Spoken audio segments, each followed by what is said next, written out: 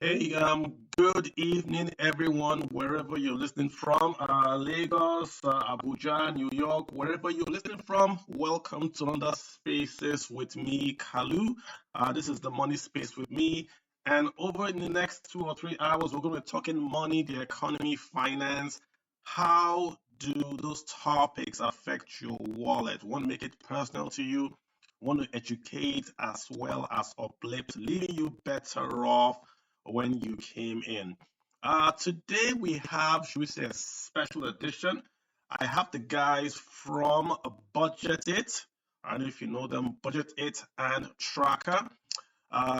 They've been doing excellent work in the Nigerian public space, tracking where your money, your tax money is going to, giving you with good infographics what the government, what the subnationals, what the local governments are doing with your money.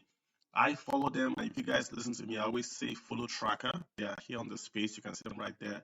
Follow them. What they do is they go in and they track allocations made by the governments to subnational, to the federal government, and they track it to the actual implementation stage. Has it been done? Where did the money go to? What has happened so far? That's what they do. So that's just your own way of putting pressure, right? And ensuring that the tax that you are paying is judiciously used. We can't really do complaints. Complaints are just hot air. And some of us might not want to go out to the streets. I get it. But when you look at folks like Tracker, they are doing the job for you. And all they want from you is to spread the information. If more tax spenders know that when a budget is passed, the ordinary Nigerian is going to track the implementation, there's going to be better commitment to invest that money appropriately. So the least you can do, guys, is to follow them, retweet, also help them. If you live in a local government and there's a project there, go and take pictures and send to them and say, hey, this is my local government. This project was appropriate in the budget. It hasn't been done. That's your own way of being a citizen. I've got Mr. Olushego as a listener. I've also got Tracker as a listener. I really want to get them on board to the space. So, guys, please request to speak. I'll add you. We can do our introductions and we can get right onto the topic of the day. We're talking the state of the state report. If you just go on my handle, I posted the link to the report. Also, go to BudgIT's handle. You can also get the link to the report as well. It's very detailed, lots of infographics talking about health, IGR, GDP, how the states are essentially doing. And I like it because it's subnational. We most times tend to focus on the federal government, right? But this is subnational. So we're also focusing on the states per se, right? What are the states doing with the funds? That's essentially why I like this. And why I want to bring them in for us to talk and essentially know what's happening in our own states. Mr. Olusegun, Mr. Olusegun, sorry about that. Let me have you just unmute to introduce yourself. Tell us about BudgIT and Tracker, and then we can take it from there. Welcome, sir. Thank you so much, Carlo, and thanks so much for doing this. Really excited that active citizens, private citizens can take the initiative um, to understand the primacy and importance of our work when we use their space and their platforms to distribute it effectively. I will just share a little bit about budget. A few people here might know about us, and people here might not even know about us. But we started in 2011.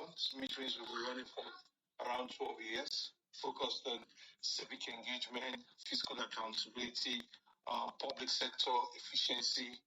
Those are like the three critical elements of our work. Our work is to engage citizens and ensuring they have the required information to hold government accountable. Is to show them a part of fiscal accountability, which means they must use the information that we have made available to them to hold government accounts. And thirdly, institutional efficiency. We're critical about the public resources must be efficiently spent. That will require citizens making significant demands of that system. We work in 5 key areas. One is budget access and research. So anybody that knows about budget, a chunk of people will know that we work on public budgets. That's like our major goal. That's our major role. We also work on service delivery management, which is Tracka, ensuring that roads, schools, hospitals, clinics, whatever it is built and track that to the end and constantly bring it into the awareness of public servants. Third is a natural resource governance and climate financing, which we just reworked the team recently. So we also care about funds into NNPC until they turn private, private in quotes, as we know. Then we also work on climate financing as a team and make sure that funds are accountable in that regard. The fourth part of our work is focused on strengthening health systems. We care a lot about healthcare. So we built a platform called Tracka.org. I would share the links to all of these platforms as we go along the way. So PhD.Tracka.org, we created this platform to build conversation as much as possible around the primary healthcare system. And the last part is institutional engagement. Support governments. Some governments that we think want to be efficient, want to be forward-looking, we help them to improve their work and engagement with citizens. So that's a brief summary. We have offices not just in Nigeria, Ghana, Sierra Leone, Liberia, and Senegal. We also have like a small outpost in the US to coordinate our international team. So let me leave it at that so I don't hog the space too much. Just a quick one for you, right? Is what you guys do in the other countries, is it the same as you do in Nigeria? Like if you're in Senegal, is it the same thing you do there? Like you track the government spending in Senegal, almost the same thing, or it's different? It's a little different. The Nigerian market for us is mature. We've been here for about 12 years. So most of the other countries were relatively 2 years in. So we take a whole year to understand the space. So we don't do programming for a year. We try and do some form of citizen engagement, awareness survey. We're still doing that in Senegal and in US currently. But in Ghana, we focus more on healthcare and natural resource governance. In Sierra Leone and Liberia, it's on healthcare and public budgeting. Whereas in Senegal, we're not yet certain of what to do. Even in the US, we're still testing. So it's not a one-fit-size approach. Gotcha. What about Tracka? Is Tracka going to come on air or what's the plan? Let me allow them to come on air. Tracka, I mean, I'm a big fan. Like I said, I'm a huge fan. I mean, there's a story I can tell everyone listening where there's a particular guy was in Lagos State where he would go and print out what his local government got on an allocation because it's online. You can print it out, and he will go and paste that allocation all over the local government. And after people at first laughed at him, but after people were like, wait, so this guy's getting 100 million a month, 100 million a month. Then people start to ask questions. It got to the stage where the local government would be like, hey, go and fix his road. Then you also come and cause trouble here. Just the simple act of printing out the allocation. See, these things work. Don't throw them away and say it will never work. We're like wasting our time. It works to hold people to account with data, which is what Tracka is doing. Tracka, please come on air, introduce yourself, and just let us know what you do as well. Hello, good evening, everyone. My name is Ayomide Ladipo. I'm currently the team lead at Tracka. Thank you so much, Kalu. You are a big supporter. We see you talk about our work and everything. Thank you so much. And I agree with what you said. We recently were in Abuja. There was a guy from Kano that told us that he knew a guy personally who used to criticize the government in Kano and do all the criticisms, and they did not pay attention to him. But once he signed up and started using the FAC allocations that his local government was getting, I think it was National Royalty in Kano, and they started saying that he was using numbers and figures to back up what he's saying, and what he was saying was true. And they had to call him after like 2-3 months. They now called him, come, you this man, what are you talking about? What exactly do you want us to do for you? we'll add you to one of these empowerment programs. You too should become a beneficiary. And so it's one of those things where you see that people think that, oh, the government is corrupt, everything has faults, there's nothing we can do. But actually, they listen. We say that the political class, they're online. Either you want to use online or offline advocacy, they're online, they're seeing. And when they see that you are not just shouting, oh, they are stealing our money, they are corrupt, you are using data and figures, you are using facts to back up what you are saying, they start to pick interest. And sometimes it's a journey that takes I like to say it's a journey, it's a marathon, not a sprint. So it does not mean that when you talk today to change, but they start listening and they start knowing that somebody is monitoring them. And so it forms the bedrock of their decisions. We've been in rooms where they'll be like, somebody called us from an agency and we're like, they received our letter and they would like us to come and they will give us all the information we want because we have been seeing you online or the way you have been attacking these people, we don't want you to come and attack us. And so we say that if it's more like a class action from citizens, everybody is putting their back, their efforts, their energy behind everything. We are going to get the government to listen to us more. And even if it's only 10% of what we are asking them to do, that they do, that is going to go a long way for us to be able to ask for another 10% and start moving like that. Thank you so much, and well said. Yeah, well said. I mean, we all have to do something. And I know many folks complain, but they don't want to go out. I get it. But just follow Tracka, see the project that they are tracking, retweet it. That's it. If you have a local government, you see a road, it's not being done, take a picture, send to them. Go to your budget, pull up what the governments are going to invest in. Track that project yourself in your own local government. Take a picture, send. It works, guys. It does work. So less complaints, more action, put their feet to the fire. It does work. But Sean, let me come back to you. Let's talk about this state of the states report. What's it all about? Highlight it. What are you guys trying to achieve with the report? And how long have you guys done this report? And are you actually getting traction with what you're going to achieve when you published the first one? All right. Maybe I'll beg that there's a guy in the part of the listeners is Indi Hussein. Maybe help me look for him. Maybe you should request. Yeah, because he's our head of research, and I'm sure he will do greater justice than me. But I'll give you a little bit of background. In 2015, 15 is when we started to work on state of states, and it was clear to us then. The imperative was simple. There was a challenge in getting state budgets. The state did that back then. In fact, we had one of our staff arrested in trying to get a state budget. I think it was in Delta State.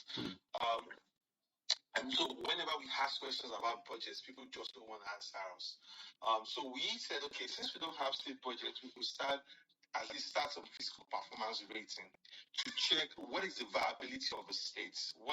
When we say we look at the states, how are we certain that state has the financial muscle to withstand shocks, or what are the vulnerabilities of a state? And when we look at the fiscal terms like budget, IGR, revenue, expenditure, we're spending too much, we spend too small, what's the quality of their spend? So we started in 2015, supported heavily by Gates Foundation. They've been backing us since then. And the work has been simple: brand fit and the fiscal health and performance of states.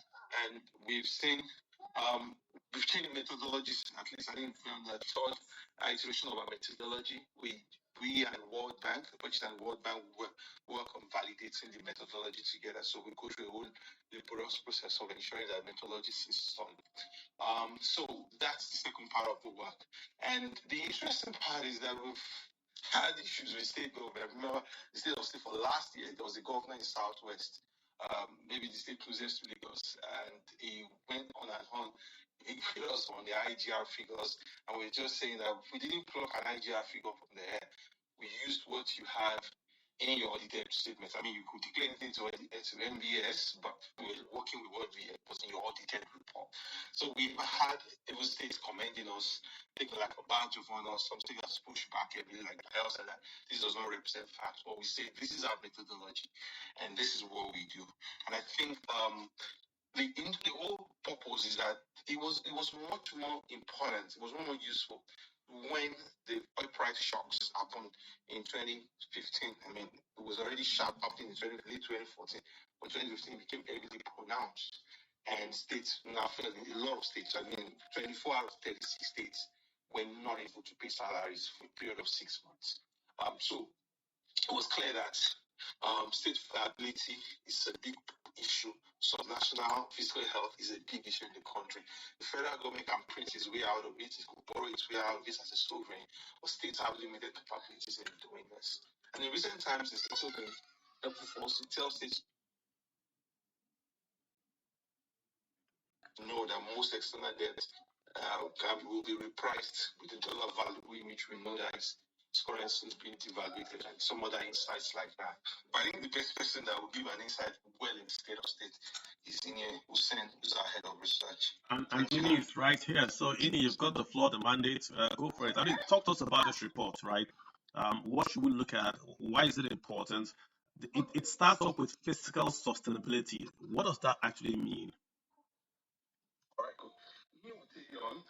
But I think we also, beyond the report itself, we also do thematic analysis. So over the years, we've looked at exports. If feminists sat down and look at our report over the years, we sat down and broken down what should states do in terms of export. What are state capabilities in terms of investing in health? We've looked at productivity level at state. We've looked at operational cost at state. So beyond us to the ranking, that's why we have like close to 800-word piece on every state, because we also dive heavily into what exactly we should be looking at. Very so but this year was about investment in health, and that was really tough for national productivity. I will leave that to Neil. All right, thanks so much. I was going to ask that why health, but if you sort of touched on that, go ahead, sir. Go ahead, Ini. Yeah, thanks, Mr. Kalu. I mean, for putting together these cases. I mean, I'm an avid follower of your work on Twitter around, finance, and I'm happy to participate and also speak. I know earlier on, Sean had spoken about the early days of state of states, where it was difficult for us to get actual data to work with, and we had to rely on budgets. And as you know, with budgets are just projections of how governments intend to raise and spend revenues. And the budgets do not really give you a true picture of how government is spending resources. It shows a snippet of how government intends to allocate resources. But of course, you cannot spend what you do not have. And so by 2020, when states began to release their audited financial statements, it gave us a real opportunity to now look exactly at what states were prioritizing. You asked the question earlier, what we try to look at when we try to measure the fiscal sustainability of states. Summary is just to check the viability of states. So if these states were to exist theoretically as independent states, how would they fare? Would they run bankrupt, or would they be able to run the state with what they are able to generate internally as states? What does this debt sustainability profile of the state look like? And so, we've had to iterate the methodology 3 times now with more data available. So currently we have about 5 indexes that we use to measure the states. The first index, which is the index A, we try to see how states are able to meet their operating expenses with what they are only able to generate internally, what we generally call IGR. And when we look at operating expenses, we are looking at the personnel costs. That's what they pay as salaries, what they pay as pension, and other benefits. We look at overheads, of course. Overhead costs usually forms a very critical component of the cost of running government. And thirdly, we look at the interest on loans, because as you know, the loans are usually non-reputable or reputable transfers, meaning that regardless of how much you earn, you must, service loans and pay them back when they are due. And so the interest, you would often pay on those loans form your operating expenses. So whether you like it or not in a year, you must pay salaries, you must pay pensions. Even if now states have made it optional to pay pensions and salaries, but ideally, whether you like it or not, you must pay salaries, you must pay pensions, you must, run government as the case may be, and then you must service your loans. You can decide whether this year there's not enough money to build a road or build a school, and government will still run. But these other components are what form operating expenses. So we try to see in that indexing how the capacity of the state to meet that must do, which is the operating expenses, with what you are able to generate internally. As if you don't add what comes from the federal government as federal transfers, whether it's statutory allocation or whether it's the VAT, or whether it's for states that are all producing, whether it's the 13% derivation, or for in years where there are things like the Paris Club refund, or bailouts that have been given to states. All these we categorize as federal transfers to the states. For the second index, we now say, okay, aside your IGR, if you now add these federal transfers that I had mentioned, and you add aids and grants, which states benefit from each year, how are you able to meet your operating expenses and your loan repayments obligations with your total revenue? Is it enough, right, to meet your operating expenses and your loan repayment? That's your index B. Sorry, I skipped an index A1, which is basically how we try to see how states are growing their IHR year on year. So what efforts have states made, right, in the last 12 months to grow their IGR? And so we try to also measure states in that regard. Then for index C, the index C it tries to look at the debt sustainability of the states. And we try to marry four, small indexes to make it a composite index.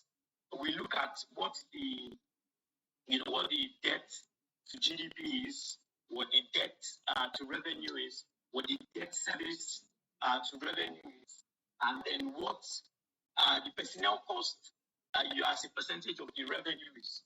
And it will be shocking that for one state, 60%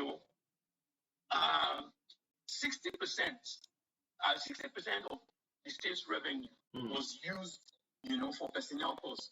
And so you are left wondering, so what is left for you, to service your overheads? Gotcha. What is left for you to use to service your debts, which is your interest on loans? Then, to now talk of what is left for your capital expenditure. And so it sort of gives you a sense of where states are, what the standings of states are in that regard.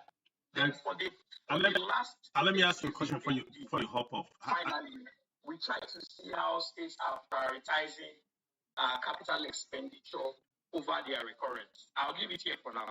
Okay, and just a quick question, right? When we have the state's performance on Index A, I see Lagos, Rivers, Kaduna, Ogun, and Anambra. 1, 2, 3, 4, 5. So does it mean that means that Lagos, based on what does it mean? If I see Lagos at 0.63 and Anambra at 1.68, what does it mean?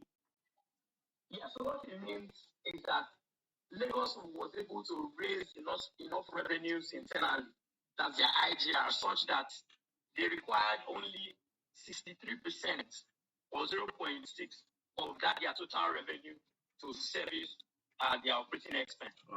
So what that tells you is the state is able to raise more than enough to meet their operating expense. Comparatively, for states like Zamfara and Bayelsa, Zamfara, for instance, Zamfara required more than 10 times what it generated internally to meet its operating expense. So that tells you that the state would need to borrow, to even meet its operating expense, not to now talk of the other things like overheads or to now talk of capex. That's why you see that for some states, all they do in a particular year is just to pay salaries. Because they're not even able to, generate enough revenues if you even add what comes from the federal government as federal transfers. Like when we go to Index B, you would see. So like for Index B, even after adding, the federal transfers, the ITR, and grants, aids and grants. Yeah. That three of them put together was still not enough to take care of their operating expenses and their loan repayments, meaning that they had to still borrow to service some parts of their loans. And of course, the entirety of CapEx borrowings, was needed to fund their capital expenditure as the case may be. So Index B captures, Index A is only IGR, Index B is IGR. Index B is looking at what you are able to do with it. That's your total revenue, which is made up of your IGR, the federal transfers of FAC, as the case may be, and aids and grants, how that is able to meet your operating expenses and your loan repayments. Very interesting. Let me pick a state here, Ebonyi State. In Index A is nowhere. It's Ebonyi State doesn't show up really anywhere in Index A. When you go to Index B, Ebonyi is number 2, 0.44. So what does that mean? Is that Ebonyi State is borrowing or has gotten aid? What does that mean that Ebonyi State is there and Lagos State has fallen off? What that means is that Ebonyi got a lot from FAC and from aids and grants. I was able to generate enough to be able to take care of its operating expenses. Alternatively, what that means, what it can also mean, is that it was able to grow its IGR more than it did increase its operating expense. So it's two ways. It's either you are trying to reduce your operating expense or you are growing your IGR to be able to meet your operating expense. I don't know if it makes sense. Makes sense to me. Makes sense to me. So I've argued. I'm sorry. We're going to do a bit of this, then I'm going to go into the state by state, if you don't mind. Just on the last point on this, the IGR figure itself, just unattached itself, would of course show Lagos, Rivers, the normal culprit, right? But I like the chart you guys did when you attach the IGR to the GDP. And when you attach the IGR to GDP, we now have Rivers, Kwara, Ogun, Enugu, and Kaduna. So let's talk. I know Rivers. I get Rivers. What about Kwara? So you are saying that why is Kwara there number 2? Let's talk about Kwara. So if you are looking at the IGR to GDP ratio, it's sort of denoting the capacity of the state to access its economy, right? So basically, if you are looking at as an economy, what are you able to generate from the economic activities happening in that your economy? And so why you see the figures very low is because even if a lot of citizens are paying, in some cases, you call them taxes, in most cases, they are nuisance levies because in a way, these funds don't find their way to the coffers of the states. There are middlemen who get this money from whether it's the artisans, whether it's the market women, whether it's the transporters, keke riders. But then there's no channel for that money to find its way to the coffers of the states. And so regardless of the quantum of economic activities in that state, if you measure it vis-a-vis what the state is able to make, whether as tax or non-tax revenue, there's a mismatch. It doesn't tell you're not able to see how those economic activities have translated into more revenues for the states. And so if you look at it from that lens, you begin to see areas where states need to improve in terms of, adequately or efficiently collecting. Now I'm not going to use taxing, collecting, because as it is, a lot of people are already paying enough, but then they are paying to the wrong people. Sure. And so governments will now need to reform around how they efficiently collect, these revenues and, are able to now use that in, solving a lot of these societal problems that do exist. Let me bring in Tracka back. Let me bring Tracka back in here. And is there a relationship with these figures where we have GDP per capita per state ranking and the efficiency of the state government in implementing projects? Do we see a correlation? For instance, is Quara Tracka? Do you see that Quara State is should we say now implementing its project on the budget? Does that show up, or do we see states just make a lot of IGR but projects don't get done? Tracka, do you have any correlation on that? So I would like to say that sadly we don't really have the full picture of that because we do not track state-funded projects. And why? Because the information is not readily available. So if we wanted to get information on the projects that states are to implement every year, we will have to start lobbying from each state, every state to get the data. So we always focus our efforts on the budget that is readily available to the public, which is the federal government project. But sometimes this data also reflects in some things that we see. For instance, we are launching our 2022 project tracking report on November 8th. And we've been able to also comparatively review what sectors receive the most allocation, even though they are federal government implemented projects in the state. And for instance, for a state like Kwara, we saw that there were no education projects in the ERCP. So there are about 300 projects and none is tied to education. And so we have some states that also there are a lot, like Ebonyi as well. In our tracking terrain, we've seen that a big issue that the state has is the people have is access to clean water, probably because of the terrain of the state. And there are no water-related projects in their constituency projects. This is Ebonyi you're talking about. Oh. Yes, this is Ebonyi. Yes. So let me just. So these are the things that we also want to put out that even if these sectors are not necessarily federal government responsibility, when there are interventions like this from the federal government, they should prioritize what the pain points of the states.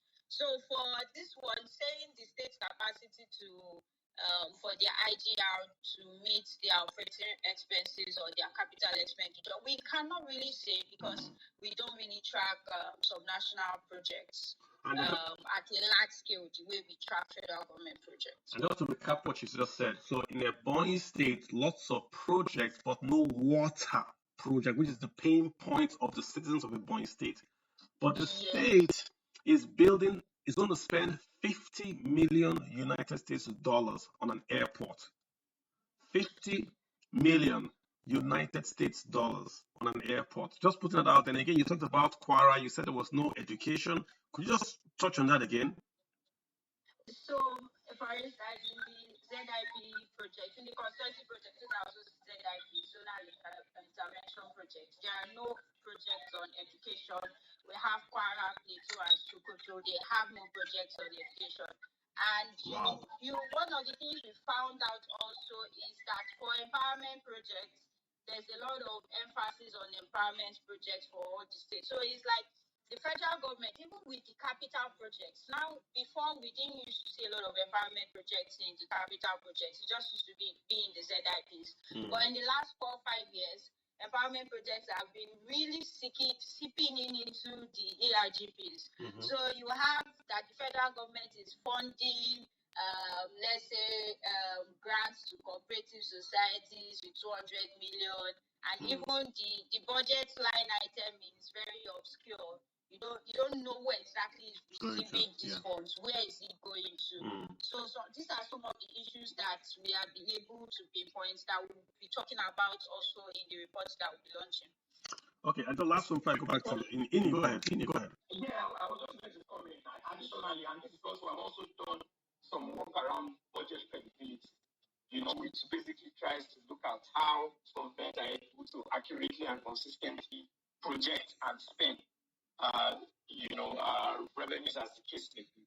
We've seen that there's a weak correlation between, availability of revenues and the implementation of projects. Governments will often spend on things that they prioritize. Oftentimes than not, when you see the weak implementation of projects that directly affect the masses, the excuse you would often get from government is that, revenues are not available. But we found out that in practice, government would always find money to spend on whatever it is it considers priority. If it's an airport, like you had mentioned earlier, it would build it. If it's an international conference center, he would find money to build it. If it's in an international worship center, he will always find money to build it. So when you usually get these excuses is when it's a school that the child of a poor man will attend, or a healthcare center that the child of a poor man would benefit. I mean, look at what happened with the last administration. It cost the federal government over 21 billion naira to build the clinic that's the State House Clinic. And if you look at the National Primary Healthcare Development Agency, that is, saddled with the responsibility of taking care of over 30,000 primary healthcare centers across the federation. Cumulatively, the budget for that was not up to that 21 billion naira. So what does that tell you? There is a prioritization problem. You finish the State House Clinic. If you look at the state of primary healthcare centers across board, there's still a lot left to be desired. We have to say it again because you are saying it very fast. People didn't already hear you. What you're saying is that the funds allocated to build one hospital for the president was more than the funds used to build hospitals across the federation. Could you give us those figures again one more time, please? I said the State House Clinic, the budget for the State House Clinic cumulatively was over 21 billion naira. And the budget for the National Primary Healthcare Development Agency, the government agency saddled with the responsibility of catering to over 30,000 primary healthcare centers, across the length and breadth of the federation. Cumulatively, their budget wasn't up to, the capex budget wasn't up to 21 billion. Wow. But that clinic was commissioned, by the last president before he left office. Wow. Now, compare that clinic to the state of primary healthcare centers, right, across the length and breadth of the federation. And that tells you what that government prioritized. If you even look at healthcare. And so that is what we see replicates across the board. It would interest you to know that, for some states, and I'll use one state, as an example, Anambra State.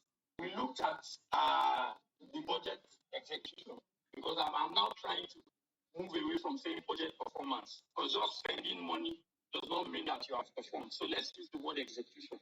If you look at the budget execution for Anambra in 2021, you will see that they spent way and above what was appropriated for the airports in the year, in the 2020-2021 year. But if you go and look at what was allocated to their state's primary healthcare development board, it was less than 20% of their capex budget. And for the airport, it was over 15 billion, that was spent. For the budget for the primary healthcare development board was less than 500 million. And if you look at the implementation, it was still not up to 20%. So you cannot now say that the reason why you did not implement that budget was for lack of funds. It was that you prioritize an airport over the healthcare of the over 2 or 3 million citizens that you have in your state.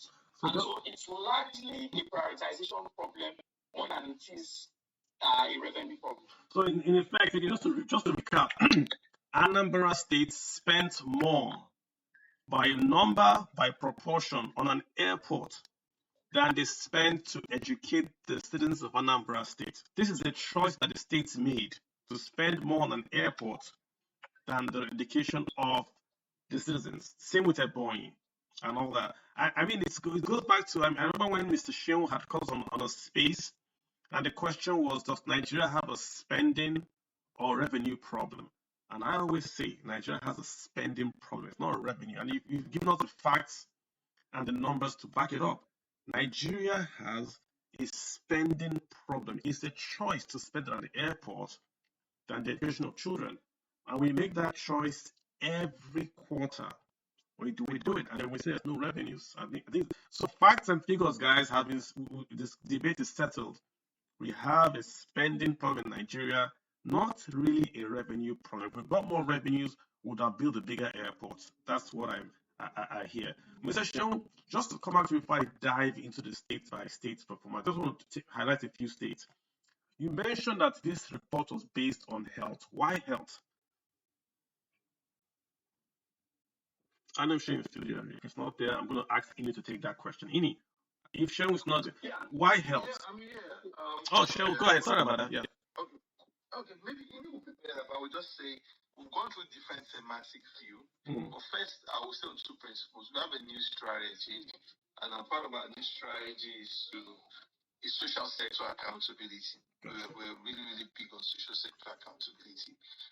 So we wanted to look at health and education, and we're more specific. Second, it was also because we were looking about health. We see that people treat health like a social expense, whereas it's more like an investment in terms of productivity of the country. It's the same way you invest in roads, bridges, schools, maybe codes. We don't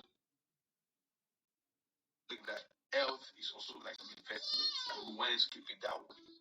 So, but both that's around different things. Like I said, export, productivity, investment in education. But I think this time we just feel like with the whole pandemic fallout, we have to zoom in much more on that. But but I have a better answer than Gotcha. But please go ahead and tell them. I want to go into two states. I want to do 2 states or 3, but 2 states on my mind. Please go ahead. Yeah, thank you. So, we decided to look for, a thematic area that, that also speaks to, a lot of the interests of persons in office at the moment. Now, anybody in government now will tell you that they have a revenue problem. They are trying to see how they can raise revenues. There's not enough revenue to, spend on government programs and projects. But what they fail to see is that there's a direct correlation, a very strong correlation between health and education outcomes and economic development or economic growth, as the case may be. And studies have shown, right, that for countries that have better educational outcomes, better health outcomes, you would see that, that correlation between that and their economic growth. And so you cannot tax, a sick population. You can only tax a population that is healthy enough to look for work, find work, and work. And so if you maintain the focus on health, you do not see all the other contributing factors that, add to productivity. If you look at the numbers today, as at the last count, which was 2021, when the UNICEF Multi-Cluster Indicator Survey was done, 1 in every 10 child born in this country does not live to see their 5th birthday. If you look at maternal mortality, as the case may be, 70% of Nigerian women, right, suffer from, during pregnancy, suffer from anemia, which is the low iron count. And oftentimes than not, that's what is usually, largely responsible for hemorrhage, postpartum hemorrhage, which often leads to the death of pregnant women. And so these things keep happening, and you are not looking for a way to address these things. So that women who in a lot of, communities across the Federation, rural communities, have often also found themselves to be breadwinners of their homes, are lost during childbirth. So there's a strong correlation between health, nutrition, education, and economic development. And so states need to begin to see that investments in these areas over time would, result in a productive population that you can now tax, and raise the revenues, which you have made your primary, purpose coming into office at the moment. So that's a good point. I've never really looked at health as tying health into what's it called, economic growth. I've always looked at education, but not really health. So if you could emphasize that, you're emphasizing that is new to me, that health itself should also be taken as an investment, not just education, in terms of growing GDP per capita of the state. So good point you raised there, Ini. Not, to be honest, look at it that way before. Okay, Ini. So actually, it was sort of estimated that if we were not able to address Ebola when it happened, right, and it was able to permeate our health system, we would have lost 2% of our GDP to Ebola. And so what does that tell you? Ebola was addressed, this sort of disease outbreaks are usually identified at the what we call primary health care centers, because the local health centers, when these outbreaks happen in communities, that are first respondents to these kinds of cases. And so if these centers do not have the capacity to detect, to prevent, detect, and respond to disease outbreaks, you have this sort of disease outbreaks, spread, amongst the population. And a lockdown like it happened in 2020 becomes imminent. And so what happens to your economy in light of that? So that's why it's important that states, the federal government prioritize health security. There's a very, very strong link between your capacity to respond, to detect, to disease outbreaks, and your economy as the case may be. I was really clear on that. Gotcha.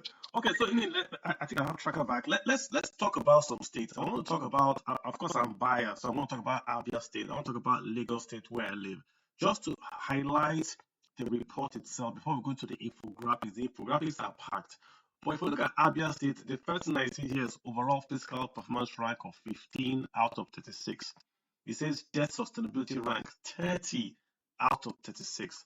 So does that mean that in terms of debt sustainability, Abia is really in a bad spot? We are 30 out of 36. Is that what it means? Did I lose any? So, comparatively, if you look at how the states perform, across all the 4 main industries that we have debt sustainability, quite a number of them are still, the bulk of them are still below the recommended thresholds for those 4 indexes, right? What do I mean by threshold? So for like the personnel cost to revenue, it's recommended that it should not be more, your personnel costs should not be more than 60% of your revenue. Your debt to total revenue should not be more than 200%. So we have those thresholds for the 4 different indexes.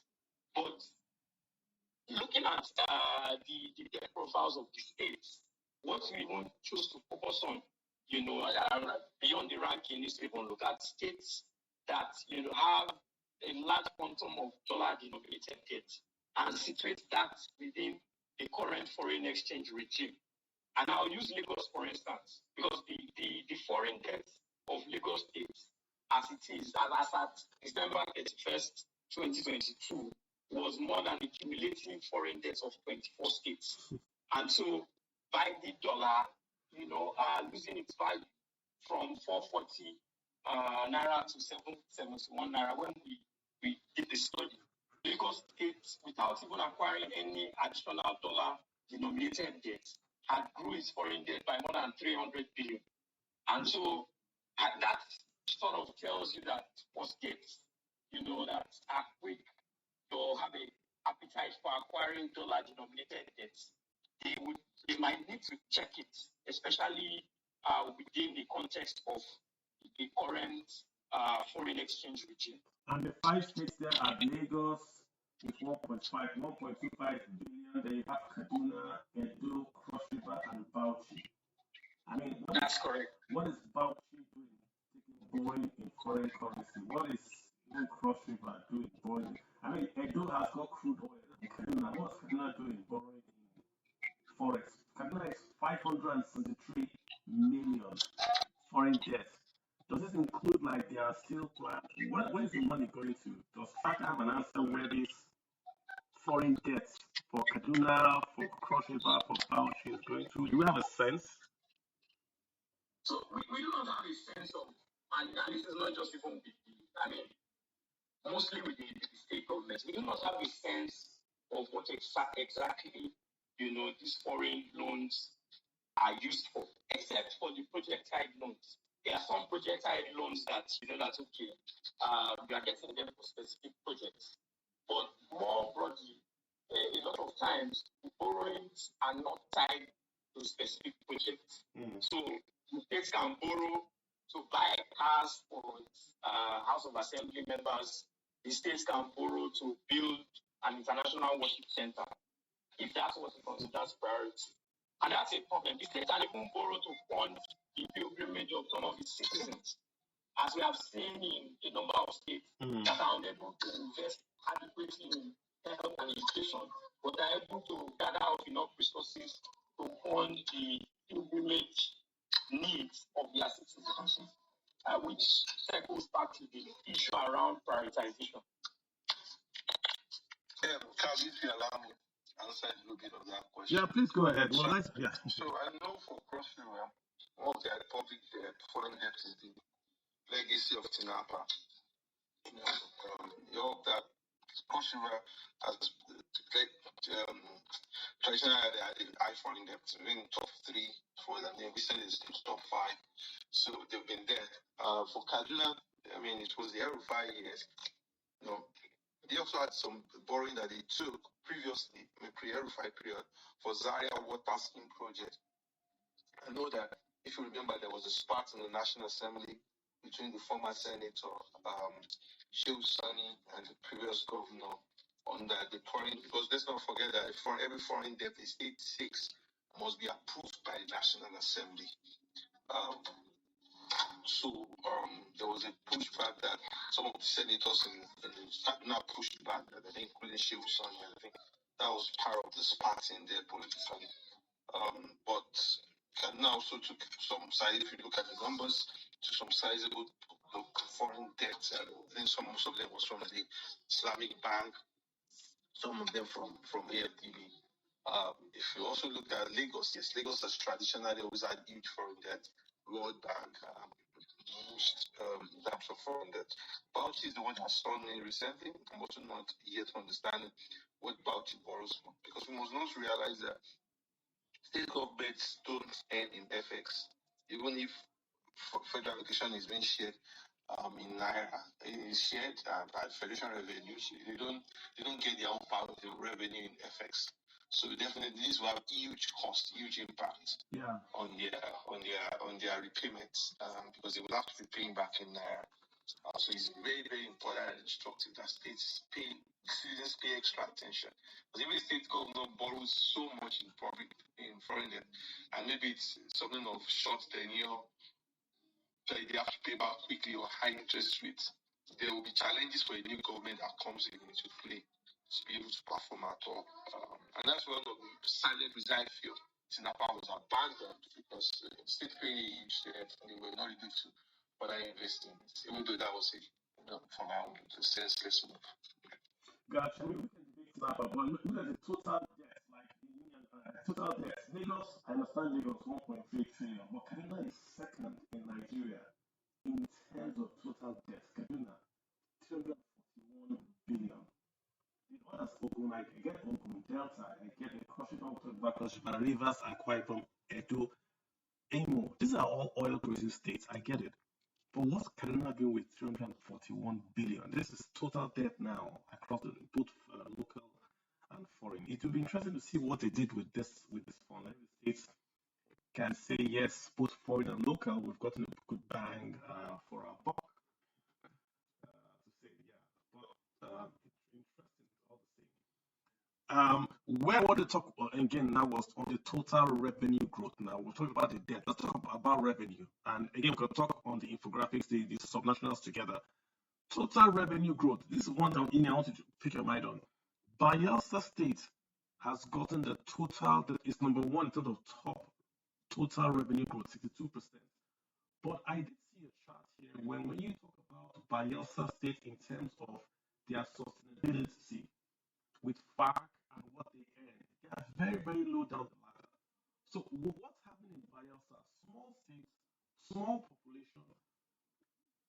What's going on in that state? Could you just perhaps give some light to why you think why it is so their revenues from crude oil cannot fund the state without them borrowing. I mean, they're like maybe three people in Bielsa, if I should say that. Yeah, thank you. So, I mean, for Bielsa State, the bulk of the revenue, comes from the 13% derivation. They are not doing too well on their internally generated revenue. They also have a relatively high operating expense. And so that's why, what we attribute to the growth is largely, dependent on what they got as 13% derivation. And they have made the case, that 13% derivation be considered IGR, because if there was resource control, probably that's money that should have accrued to the states if the companies were dealing directly with the states. But our methodology does not allow us consider federal transfers, because we think it's of no sort of effort of yours that you are earning that much. It's just by the mere fact that you have oil underneath your ground that you are benefiting from that 13%.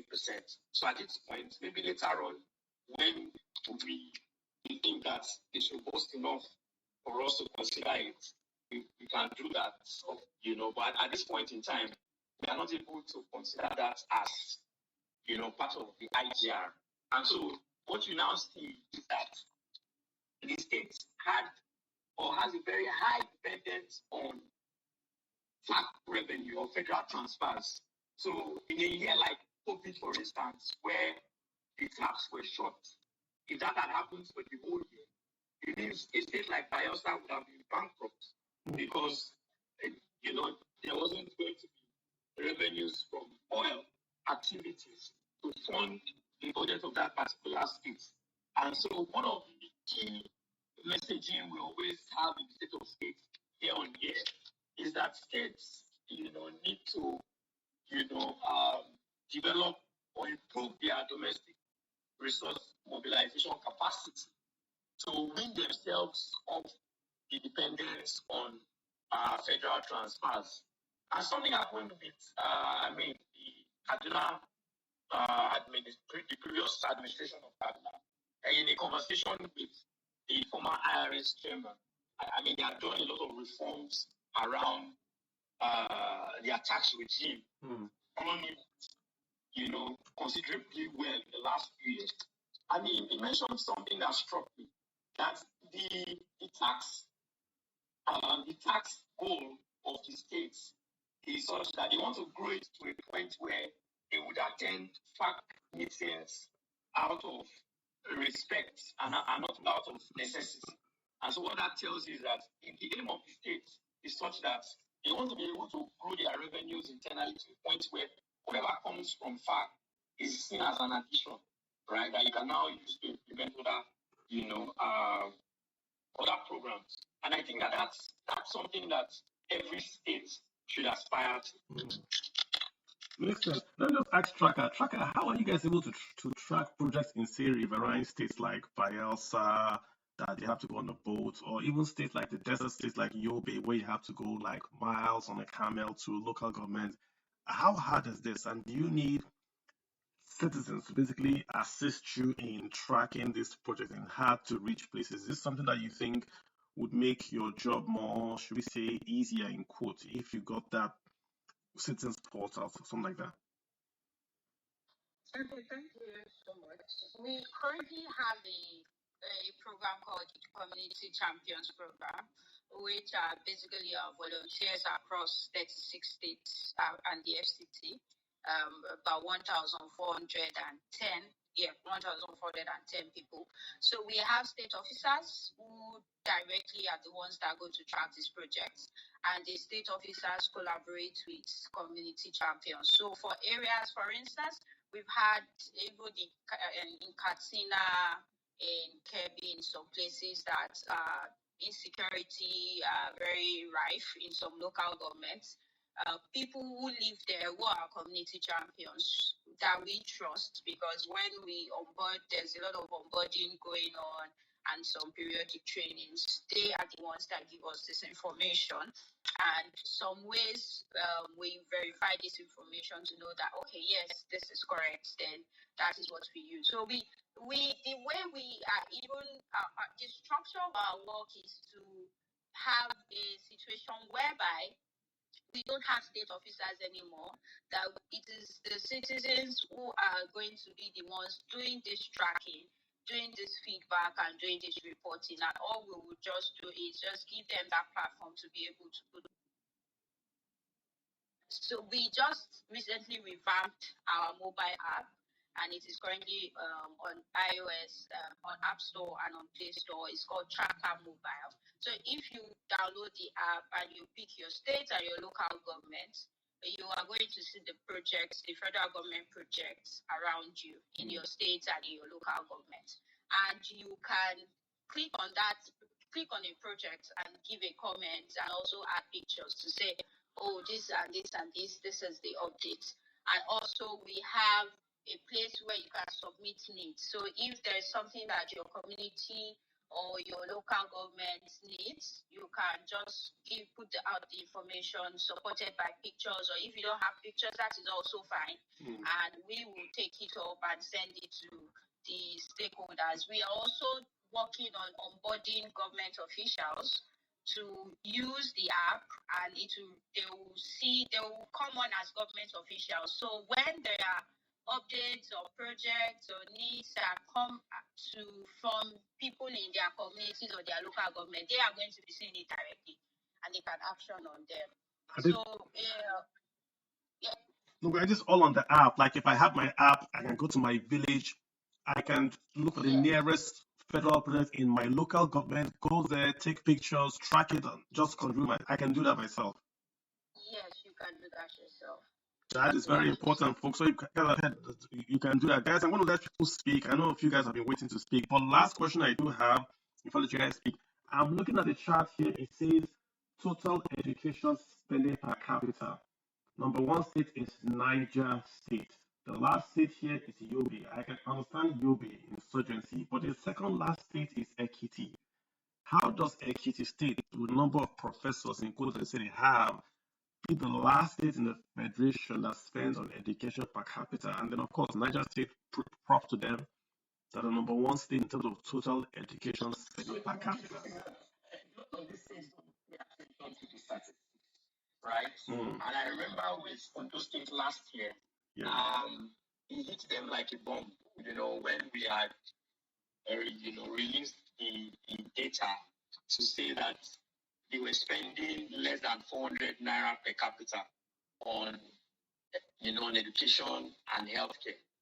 And after, the reports, and this is credit to the state, they reached out to see how, they would be able to prioritize these things more. But what I got from, the sense I got from all of that conversation was that the states were not really paying attention to the impact of these their decisions on indicators like this. And so the more we put this in their faces, the more they are able to pay attention to this and are more deliberate about allocating resources to areas, that to a large extent will improve the lives and livelihood of the people that they serve. Because a lot of times they are not able to draw these linkages, when they are, when the whole decision making is happening and around resource allocation. And so I don't think it will be different in the case of APT. So where it's with the benefit of hindsight that they will now see that, of a truth, what we actually spent in a year, per capita was this. So that would be my response to that question. So it has nothing to do with, what individuals have been able to achieve. Gotcha. As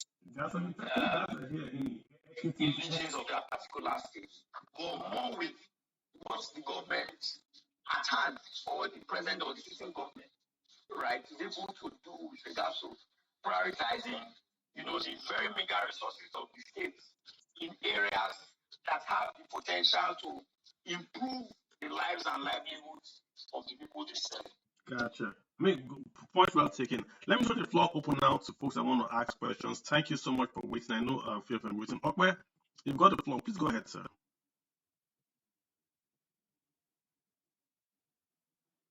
Mr. Okpa, did I get that right? Please go ahead, sir. You've got the floor. Go ahead. Or if you're not ready, I'm going to get free. Is that free? What's this? So, if I could get one of our team members, Yano, maybe he would request to speak about golf spend. One of our solutions that complements Tracka. Tracka and I think Ini are host. You're a co-host. I'm going to make you guys co-host so you can just bring them on board. I go ahead and yeah. And if you request then, so let us get let me get free the gray bee. The gray bee, if you can go ahead and unmute yourself. So sorry, I have to read names. Go ahead, sir. Thank you so much, Kalu. Hello, everyone. Hi, Mr. Show. Hi, Mr. Ini, Tracka, Ayo, and the rest of the listeners. So I work with BudgIT. So I'm just here to provide support and maybe just give a little bit of more context. Just like Ini said, your question relating to the curiosity, your curiosity as to why Ekiti wasn't spending that much on education. So a lot of states, I think, are not, or state governors have a challenge. And this was something that was said, almost explicitly by the chairman of the Nigerian Governors Forum during the Just Health State of States. You have political considerations as to where your money ought to go. Are you going to try to please your, in quotes, loyalists and, lobbyists and people close to you, or are you going to please the people in general? Are you going to prioritize investments that have long-term horizons, or are you going to prioritize investments that have short-term horizons? And really, it's been coming up in the comments you and Ini and Mr. Libida have been making over the course of this conversation. But I'd like our listeners to really understand that these are essentially political questions. Every decision that a governor takes or does not take relating to infrastructure, education, health, water, sanitation is a political decision. And ordinarily, state houses of assembly, who are the ombudsman or the oversight body, ought to query and critique this. They should say, looking at school enrollment, looking at infant mortality, we see that our state is either falling or rising. Why are you not doing X? But these conversations usually never arise because of the nature of politics in Nigeria. So I think I'll just leave it at that. Thank you. Excellent. Good point. Good point on that. Let's get let me just read the name, but Bolariwa. Did I get it right? Yano Bolariwa. You got the floor? I think I passed Bolariwa, right? Yeah. Yes, you got. You tried. I apologize. Yeah, good evening, everyone. My name is Yanula Bolariwa. I head the BudgIT department for BudgIT. And very quickly, I want to say thank you very much for doing this, for giving us the, lending us your platform to also speak about the things we've been very passionate about, and also the work that we do, right, in ensuring that transparency and accountability is the bane of governance. And one of those tools that we use to ensure that we get transparency and accountability in governance is the GovSpend platform. Just like Mr. Shaw said, I complement the Tracka platform. And what this does basically is to show you exactly what the government is spending on project. Either was paid to an MDA, either was paid to an agency, either was paid to a private contractor, that was paid to a business, what have you. Basically shows you, these transactions and allows you to be able to track them. And currently, one of the things that we're trying to do is to try and see, part of the analysis that we've done is to analyze how much exactly is going to private-owned companies, how much is going to individuals, how much is going to, how much are the contracts that are being done without descriptions. Because, we've seen a lot of things even as towards payment by the federal government. And one of the things that, makes this very interesting is that Currently, we are even doing a fellowship program where we have 12 journalists, using strictly resources on the platform to tell investigative stories. So they follow the story from how much was paid to understanding who exactly are the beneficial owners of these organizations. How are the tax company, where their due process in place when this particular contract was being done? Because we understand that from some of the things that we've seen, and an example of that, which I'm not trying to say, is there is a particular family that has been, taking just the printing contracts of the government in different four companies, just one family. By the time you unravel the network of ownership by these companies, you realize that sometimes it takes you back to square one, right? But then, one thing that makes this interesting is because from the section of, the open treasury platform, where we get all the data sets that goes to the government platform, what we've seen is that they also have started paying more attention. For example, where we had 20% of, payments that had no descriptions from the last analysis went down to close to just average 5% of those payments that have no description. So what we've seen is that people are starting to pay more attention to these things, and they're starting to ask more questions as towards how their funds are being spent. And one thing that a lot of people always ask us, how do you maintain so much, so much data sets that it doesn't get confusing? What we've done is we've aggregated, platforms where you can directly draw from that platform, analyze the data, use the data for anything you want to do. And to get this platform, all you just need to do is go to www.govspend.org. So what we're trying to do with that is just to let people know that there is a place where you can see how much government is paying from not just being a budget, but going to payment as it were. Thank you very much. Good point. Good point. I thought on that principle, family takeover of states. We hear that all the time. So good point. King Arthur, you've got the floor, so go ahead. King Austin. All right. Thank you very much, Carlo. This is a beautiful platform. I was really, really, really heartbroken when I heard the other speaker speaking about the primary health centers, the state they're in, and how governments prioritize other needless, so to speak, projects, and leave primary health centers in disarray. But I wanted to, I would like to ask a question along that line, and I would need more education. I would like to know who is responsible for primary health care centers, and what is it that we can do to ensure that primary health centers are developed. I'm from Imo State and from Owerri in Imo State, and my primary health center is in shambles, completely in shambles. And I've been trying to get answer to this question: who is responsible for primary health centers, and what can be done to ensure that a local government like my place does not have just one but multiple that are functioning. Thank you very much. Wait, so Ini, you want to take that? He's asking who is responsible. Isn't that the federal government?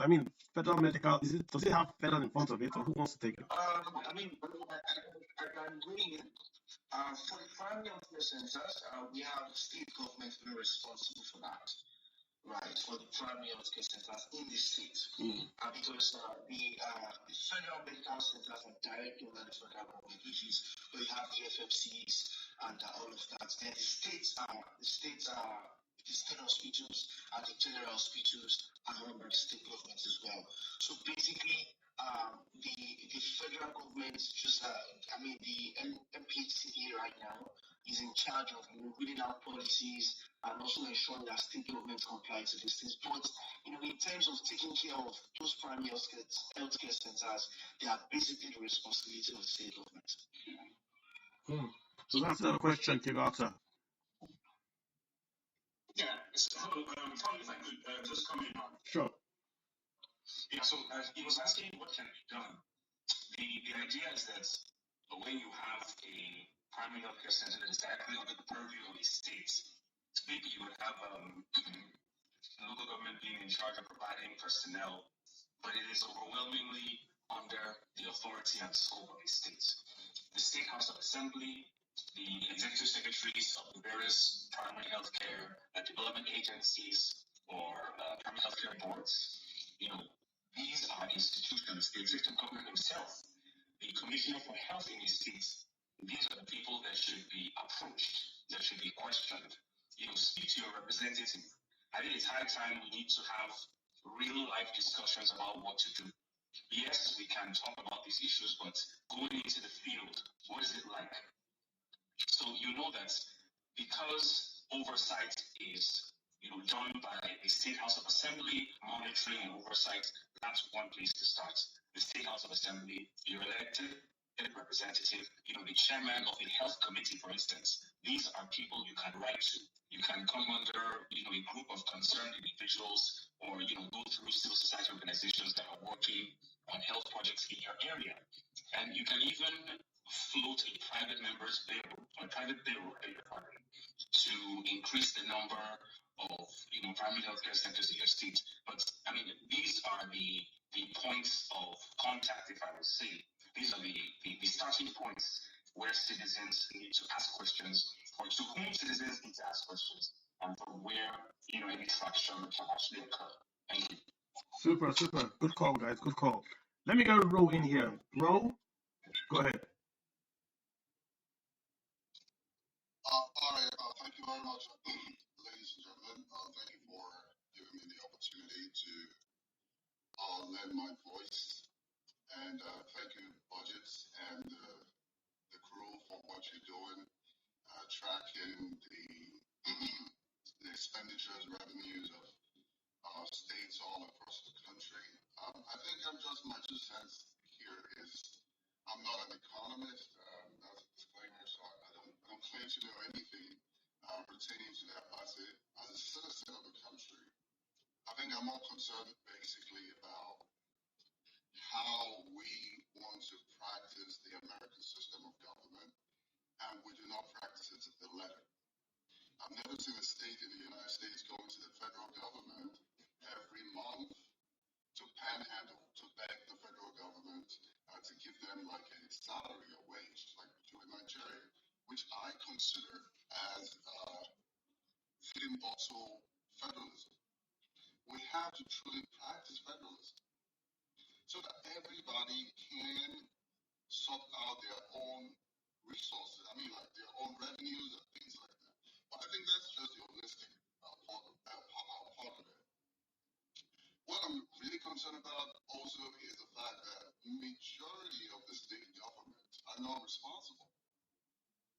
Because of political expediency, once they get into government, the first thing they do is to take care of their cronies by, like Ondo State, for instance, just bought how many SUVs for the state legislators.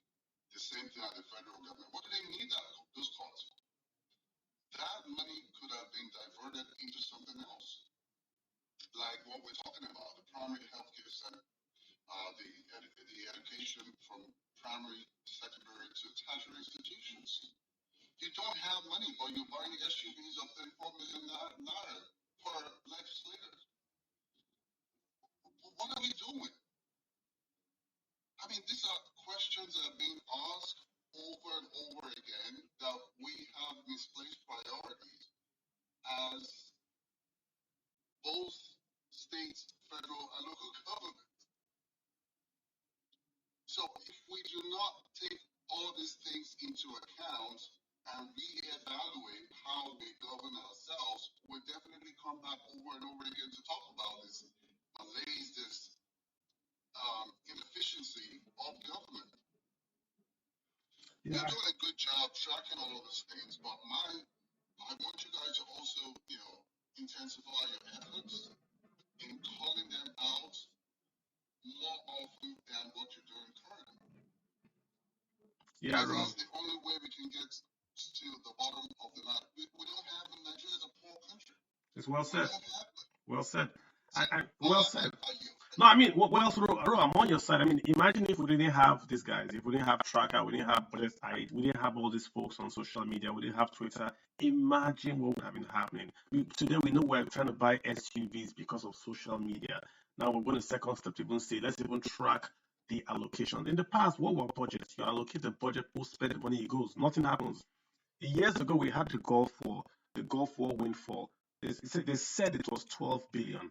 No one knows because no one tracked it. No one has any report. There's nothing. Today, it can happen. At least we'll know what was spent. We can just go to OPEC online and get what Nigeria and we don't have to wait for Nigerians. So we're going from that darkness. There's light in the tunnel. There's FOI now. I think citizens are using social media to do good. This is doing good. This is basically social good. This is our own quote unquote way to protest. If you don't have money, at least spend on the poor. Everyone is greedy. In the United States, remember in the United States, Congress had a sting operation by the FBI where they were buying hammers for $1,000 and bolts for like $1,000 as well. And the FBI went to Congress, did a sting on members of Congress and exposed it, and sort of it's died down. So Nigerians are not more corrupt. It's just that in the West, their institutions are a bit more powerful. You can't really just go as a congressman there and then pass some budget and just take the money and put in your fridge. They will arrest you. But here it seems that there's this immunity of consequence. You do whatever you want to do, nothing happens. So you do it again, and you keep doing it again until something happens. So I'm on your side, sir. Thanks so much for commenting. Doge, I've got you, sir. eBay Doji one, eBay Kemed. Doji, yeah, go ahead, sir. Good evening. How you doing, sir? Go ahead. I'm fine. I'm very fine. Thank you very much.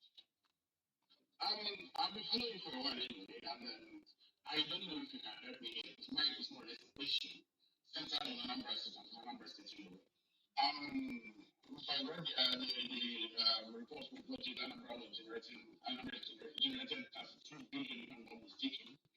Bearing in mind that Anambra State has the biggest market in West Africa, if not in the whole of Africa, if not in the world, on the chart. And then we have Green, we have Busi, and also bearing in mind that we also have the biggest car manufacturing company in Anambra State and generating 30 billion. What do you think is the case here? Because I think that's a busy money for. Is it in the collection or maybe the accountability? What do you think possibly is the issue here? Which I think is very profound for generating 2 billion. Maybe a whole year. This is what Lagos make possibly. Lagos make transfer from that in a month. Before somebody will tell me about the CPAP, because this is always the argument the excuse people always bring. Anambra State is nearer to seaports than most southwestern states. Apart from Lagos and Ogun, every other state is nearer to a seaport than Anambra State. Yeah. And the whole northern states and possibly some southern states are even farther to a seaport than Anambra State. So that excuse of seaports is dead. So please, what do you think will be the problem and how do we solve it? How do we start putting governor Anambra governors account? Bringing them to book. I mean, I got you. The experts are here. The experts are here, but my take is IGR is a record of the inefficiency of the government, not the record of the wealth that could be collected. So if you look at the IGR report, you see states like Yobe doing better than Anambra. Yobe is in a war zone, doing better than Anambra. Yobe, and this is not an insult to the folks in Yobe, but like you said, the largest market in Africa on HI is in Anambra, Nnewi. So how can Yobe be doing more than Anambra? But Yobe is more efficient in collecting IGR. That's what's going on. And what is this efficiency? What is IGR? If you take away the pay that you collect from the salary, that's the easy one. You have got to track commerce and then tax commerce. So Yobe is able to track and tax commerce better than Anambra. And it's not rocket science. Anything paid in cash is lost. If you go to Anambra under bridgehead, what do you see happening there? They will stop people. Hey, pay your ticket. You give them cash, they give you sticker. Once it's in cash, it's lost. That same, you can have a little sticker, QR code on every bus where the local government guy can scan your QR code and know if you have paid for that day. And that payment you can make that payment online to the state government. and you totally eliminate tout or sticker, just a QR code. The driver will wake up, scan his QR code, he makes a payment. Then as he's driving, local government guys just come, scan that same QR code and confirm he has paid. The difference, no cash. If you did that, you get 1 trillion in revenues across Nigeria. So IGR does not mean, and the reports are here, it's not, the reports are correct, but IGR tracks the efficiency of the government in that state to track revenues, to track commerce, and to tax commerce. It doesn't really track the wealth, because if it did, UB will not be hard in Anambra. I mean, I'm going to throw the floor to the guys in Tracka and folks in BudgIT to say what's their own take. He's asked the question, what's your own guys' own take as well? I mean, you hit the nail on the head. It's not about the efficiency of the collection. So what usually happens is, I mean, once elections have been won and lost, politicians try to consolidate power. And how do they do that? Well, you did this much for my elections. You are in charge of collection of revenues from this market. You mobilize boys, to really deliver inputs. Your word, right? You are the one in charge of this park. That's it. Once you do that, whatever is raised in those places, it's a way of settling those guys. True. But if you really wanted to collect revenues from those places, you have the entire instrument of states to mobilize, structures or frameworks to effectively and efficiently collect these revenues. But most times, the guys who collect, if you check, the guys who are usually maybe the park, the head of the parks or the head of the markets, they are multi-millionaires. They have their families abroad to be able to buy citizenship. They are living large. Some of them are billionaires at the expense of the state. So until you address that, these inefficiencies will continue to exist. True. I mean, that's just that. Not more to add. Look at Lagos State. We say Lagos State has got the biggest IGR. I lived in Lagos State before, a long time when the army was there. One thing that Lagos State did well was this single college, this TSA thing. Lagos State did a long time ago, TSA type accounts, where even if you are paying for Lagos Water Works or you are paying for last month, you go to the bank and you pay. Before, Lagos was like Anambra, they collect cash, but now you go to the bank and you pay, and that was their way of letting it enter the bank. If it's in the bank, we can then track it. Once you collect cash for anything, whether it's in America or in Nigeria, that cash is lost. Once you collect cash, trust me. So once that cash is fungible, it can go anywhere. The IT today shows you can do your transactions without cash with SMS. Even without a bank, there's no excuse. Everyone has a phone. If you don't have a phone, you can do SMS. You don't have a bank account, you can make payments. So there is no excuse for any state in any local government to be collecting cash from anybody. None. It's just in case people want to sieve a bit of it and give to their friends. Basho, you've got the floor, sir. We've still got Tracka, we've still got BudgIT, and we're talking about the State of the States report. Talking about the report, you've heard them explain how they came about it, and we're trying to now ask questions if you guys have on how you guys can participate in the good work that they're doing. Basho, go for it, sir. Good evening, sir. I really appreciate you and everyone. Tracka people are doing a wonderful job. I really appreciate each and every one of you. My question is this. Mr. Ini Hussein, sorry if I mispronounced your name. The thing is this. I noticed when you said there is a problem with prioritization. Did I get that right? Prioritization of what should be done. Now, you notice a state that doesn't have good hospitals would gather money and build a church. A state that doesn't have good schools always has money to buy jeeps for traditional rulers, jeeps for House of Assembly members. Now, how can we really emphasize that priority should be priority? What should be priority? What priority? how do we create it in such a way that, first of all, we don't care whether your revenue is big or small. Our hospitals must be in good shape. Our hospitals must be in good condition. Our schools must be okay. If you don't have money left over, you can go buy a car. But you don't buy a car before hospital. You don't buy clothes for traditional ruler before fixing our schools. You don't go abroad for what is it called? Training before making sure that we have medical equipment. There should be a way of guaranteeing that everybody must do this before you can do this. You know, I don't know if there's anything like that on ground to ensure that, because we don't keep making the same mistakes. You're asking if what are you asking? I think I want to. Yeah. Go ahead. Okay, I think I'd like to speak on that.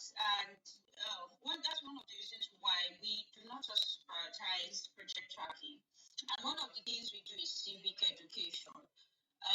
Honestly, it's a two-way thing. If a lot of times we've been going to communities, and many times politicians also invest in what they feel will buy them goodwill, one, and what they feel will get them re-elected. In the second way, people are also always looking for the quickest rewards they can get. So if you go to a community as a politician and you ask them, and we've seen a lot of instances like this, do you want a school? Or do you want us to renovate your health center?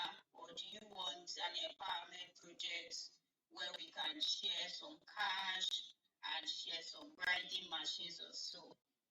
I'm telling you, more than half of the people in that room will pick the empowerment projects. And that is why we've been seeing that empowerment projects take the cake when it comes to a lot of these things. Education and health, there are investments that they do not guarantee quick returns. There are investments that the returns might take more than 5 years before you start seeing it yield. And so that is not enough time for a politician. That is a long time for a politician who needs goodwill for either the next election cycle or at least needs something to keep him in the good graces of people. So I think another thing we need to do beyond just clamoring for the government to prioritize the spending, the government also wants something that will keep them in office. So if there is a what is it called? If there is a joint voice of citizens that this is what we want, trust me, it will actually be done. They are going to prioritize that request. That is why you see that there's a lot of funding for traditional leaders, for recently religious leaders. Why? Because they know these people hold sway. They hold sway over what the community thinks and the decision of the communities. So they try to buy them. If the people did not have power, politicians will not try to be settling, in quotes, traditional leaders or community leaders or what have you, or youth leaders. So it is what the people are asking for that they will give. If they see that your community is requesting for this, they will give you this. If your community is requesting for that, they will give you that. We have a situation in Ebonyi. I think the place is called, I don't know how to pronounce it, Amaobusi or something, where the community had been suffering from, they had a very bad road network for many years. And in this last election cycle, we had to educate them that this is something that you have to tell your elected leaders that this is a priority or you're not going to vote for them. It was a two-way thing. If we tell this politician that you have to give us this or we will not vote for you, what if we still don't vote and it comes in, is going to neglect our community? But they still took their chances. And the politician actually answered them. They gave them the road. So we try to say that even as citizens, a lot of times we are short-sighted, and it's also maybe because of the prevalence of the poverty rate.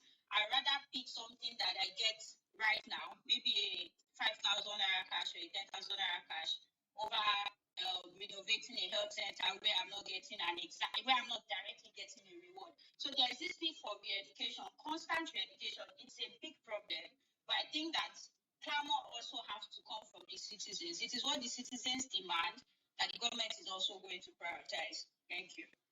Good point. Is if you don't talk, if you don't put pressure, they will build airport. If you put pressure, they'll put water pipes. You want water, talk that you want water. If you don't, they'll build their airport. Chuma, you've got the floor, sir. Go ahead. Yeah, thanks, hello, Aja. It's a nice space. I'll have to comment for starts. Beautiful work you're doing out there. Especially given we've all been advocating for some level of transparency in the affairs of the government. Yeah, I listened to Bashir's submission. I also listened to the response from Tracka. First of all, let me start by appreciating you, Tracka. This is something we needed. This is something we urgently needed. Decentralization of demands on the Federal Republic or on the government of the Federation is usually burdened.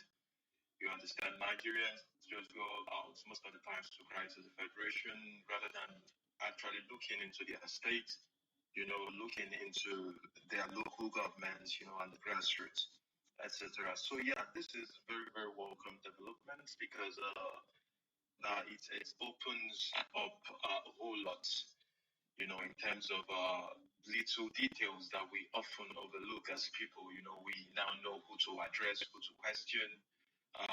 You can also, with the live feedbacks or the prioritizing updates on feedbacks regarding projects that have been awarded. The people can actually give scores with regards to this and particularly know whom to question should things go south.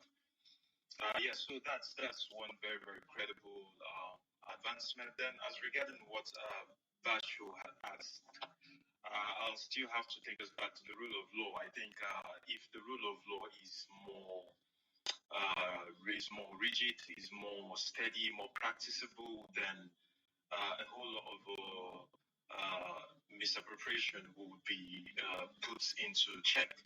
Yeah, and another thing, as Tracka had mentioned, is the concerns of the people. You actually have to be indicating where it's pinching you for, people to be aware, yeah, it's pinching you here and we need to address it. You understand? So yeah, that's very, very necessary, sensitizing, educating. It's just so sad, like Tracka had given us facts regarding that education is not usually prioritized because people look forward to returns. And to be honest, we've been at education for quite some, and you look at the Nigerian system and you ask yourself, how many graduates can they actually handle? How many graduates can they actually engage? So most times when you come up with education, it's like something that's not of priority, while in real sense, it actually is key priority alongside healthcare. Yeah, so I checked out that screenshots from the Tracka page. Chuma, let me get you to land. Chuma, go ahead. Yeah, okay.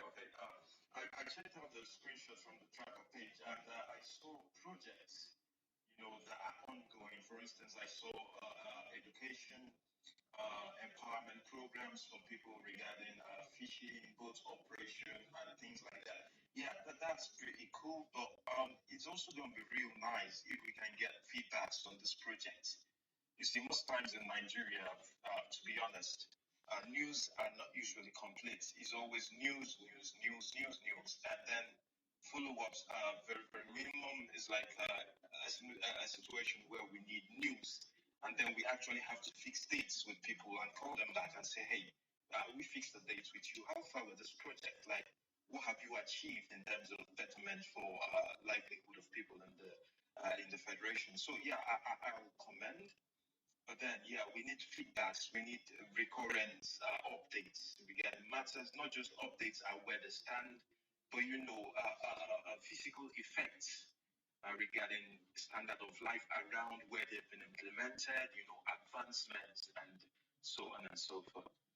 Yeah, thanks. Thank you. Good points there. I hear you, Chuma. Thanks for following up. Guys, we've got about 30 minutes to go. I'm going to let the Tracka guys go enjoy their weekend. So about less than 30 minutes to go, and then we'll call it a day. So let me get Ahmed. Ahmed, you've got the floor right here. Go for it. Ahmed, are you an old boy? Looks like you're an NMS guy. Ahmed, go ahead. Yeah, thank you very much. And for giving me the opportunity to speak. Really appreciate it. Yeah, it's been a wonderful session. Enjoyed hearing from, Mubarak and Yolua himself, giving some very insightful details about how the project and project has been allocated and all. So my own question is this, because I'm more of a, you know, I'm more of an advocate of states, you know, developing their own, governors developing their own states, particularly because if we really pay attention to the states, we know that that's where most of the collective efforts are meant to be experienced. But we are not paying attention to these states. And sometimes if I see people comment, I'll just be laughing. We are joking with a lot of things. Now, my own question is it that because I will say something, and what Tracka said earlier, that people believe that, okay, education, health are long-term projects, and people always advocate, like, okay, it's something I want to see now, immediate result. I know people are always like, okay, I want to get it done. What can I get from this, political whatsoever right now? Because I can tell for a fact that something actually, for instance, I know a colleague of mine, I grew up in Lagos, I'm a Lagosian, that, we never even have any tendency to work in the state government whatsoever. But something actually put us on the line, and I can vouch for almost 20 people, 10 people who actually went through the secondary school and, proceed to the state university across Nigeria institution. All they need to is, maintain a good rate and they get paid for their school fee. Just for them to, focus on their study and really come up with good rate. As long as you can come up with good rate, you have the tendency to really key into something that will be beneficial for you and your family. Because I can tell, for instance, that throughout my, university, days, every year, annually, I get paid. During my time, that was almost 200,000. It's more like a reimbursement as long as, you get it on merit, you do exams, and that is for the state indigents across all the federation of Nigeria, as long as you are a Lagosian. Let me tell you, this simple act is a long-term investment. The governors or the state government doesn't have to go and meet the people to know that this is what they need to do. We fail to understand something now, that the tendency by many politicians knows that these people, they know the weak point of the people. They don't even need to go to that place. Yeah, they can actually ask, but they need to be, visionary themselves about certain projects they have to bring to a place, what particular things the people need and what would really develop that place. And I can tell you, for instance, in most of the community now, that you can virtually see or have someone, one graduate in every household who is doing fine, who is trying to pull the second person in that family out.